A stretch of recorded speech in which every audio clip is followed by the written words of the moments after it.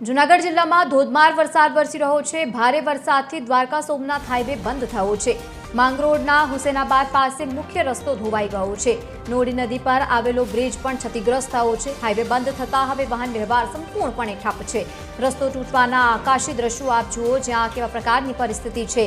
Bridge તૂટતા હજારો વાહન ચાલકો હવે અધવચ્ચે ઝટવાઈ ગયા છે। વહીવટી તંત્ર દ્વારા વૈકલ્પિક વ્યવસ્થાની પણ શોધ શરૂ કરવામાં આવી છે। તો એક્સક્લુઝિવ દ્રશ્યો ટીવી 13 ગુજરાતીના માધ્યમથી, જ્યાં રસ્તો તૂટવાના કારણે લોકો પારાવાર મુશ્કેલીનો હવે સામનો કરી રહ્યા છે। આ આકાશી દ્રશ્યો જેના પરથી ત્યાંની પરિસ્થિતિ સ્પષ્ટપણે દેખાઈ રહી છે। નોડી નદી પરનો બ્રિજ આખો ધોવાઈ ગયો છે અને તેના જ કારણે હવે લોકોની અવરજવરમાં મુશ્કેલી થશે। મોટાભાગના વાહન ચાલકો ત્યાં જ ફસાઈ ગયા છે। જૂનાગઢમાં સતત ધોધમાર વરસાદ વરસી રહ્યો છે અને તેની અસર જે પ્રમાણે દેખાઈ રહી છે। ભારે વરસાદથી દ્વારકા સોમનાથ હાઈવે બંધ થયો છે, એટલે કે અવરજવર માટે લોકોને પારાવાર મુશ્કેલી થઈ રહી છે।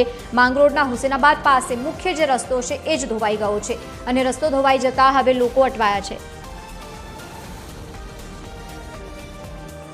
વધુ માહિતી સાથે સંવાદદાતા પરેશ બુદ્ધભટ્ટી જોડાયા છે। પરેશ, કેવો માહોલ છે અત્યારે?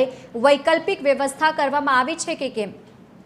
જી લવલીન, ચોક્કસથી જણાવવામાં તો ગઈકાલે જે માંગરોળ, માળી અને કેશોદ પંથકમાં ભારે વરસાદ પડ્યો, જેમાં માંગરોળમાં સવારથી રાત સુધીમાં 22 ઇંચ જેટલો વરસાદ પડતા જે દ્વારકા સોમનાથ હાઈવે છે, જે હુસેનાબાદ માંગરોળ પાસે આવેલો છે પુલ, તે પુલ ધોવાઈ ગયો છે। હાલ જે દ્વારકાથી સોમનાથ જવાનો અને સોમનાથથી દ્વારકા જવાનો જે રસ્તો છે બંધ કરવામાં આવ્યો છે। જે લોકોને સોમનાથથી દ્વારકા જવું હોય તેને જેતપુર થઈ અને જઈ શકે છે પોરબંદર હાઈવેથી, પરંતુ હાલ જે આ રસ્તાની કામગીરી નેશનલ હાઈવે ઓથોરિટી દ્વારા શરૂ કરવામાં આવી છે। કામગીરી પૂર્ણ થયા બાદ ફરી તે હાઈવે શરૂ કરવામાં આવશે। ગઈકાલે જે 22 ઇંચ જેટલો ભારે વરસાદ પડ્યો તેને લઈને આજે પુલ ધોવાઈ ગયો છે અને પુલ ધોવાતા હાલ વાહન વ્યવહાર છે તે ઠપ થયો છે। જી બિલકુલ, આભાર સમગ્ર માહિતી સાથે જોડાવા બદલ। તો જે પ્રમાણે આ પરિસ્થિતિ સર્જાઈ છે, લોકો અટવાયા છે, જો કે સ્થાનિક પ્રશાસન હવે વૈકલ્પિક વ્યવસ્થાની પણ શરૂઆત કરી રહ્યા છે।